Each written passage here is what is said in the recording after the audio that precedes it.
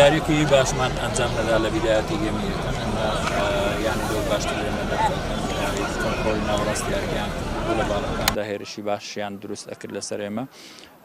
تا ناوەڕاستی گەمی یەکەم لە ناوەڕاستی گەمی یەکەمەوە تاوەکو کۆتایی باش بوو ئێمە گۆڕانکاری گچکەمان ئەنجامدا توانیمان مەساری یاریەکە بگۆڕین و یاریەکە تقریبان تەوازن و ئاوسەنگی بگەڕێنەوە بۆ گەمی یەکەم بوو گەمەکە بە هیچ بە هیچ کۆتایی پێهاتە گەمی دووەم ئێمە باش یاریەکەمان خوێندەوە چەند گۆڕانکاریەکمان کرد ئەم گۆڕانکاریە بۆ ئەوەی کە ئێمە زۆر بە باشتر ناو یاریگا دەربکەوین و بتوانین گۆڵێک تۆمار بکەین و گۆڵەکەش زۆر لە یاریەکی مەلعوبەوە زۆر بە جوانی و بەڕێکی ئەنجام درا بەڵام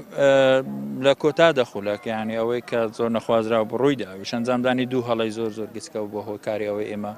ياريك بردنوا بقورة دوران. بسم الله الرحمن الرحيم. حقيقة مباراة اليوم مع نادي سوران في ملعب سوران. بالبداية نشكر الجمهور الرائع لنادي سوران اللي حاضر واللي كان يمكن هو اللي حفز حتى لاعبي نادي دوك على تقديم المستوى الرائع. كنا مسيطرين على المباراة وخصوصا في الشوط الأول اللي كنا يمكن أضعنا له 8 إلى 9 فرص سهلة، كان ممكن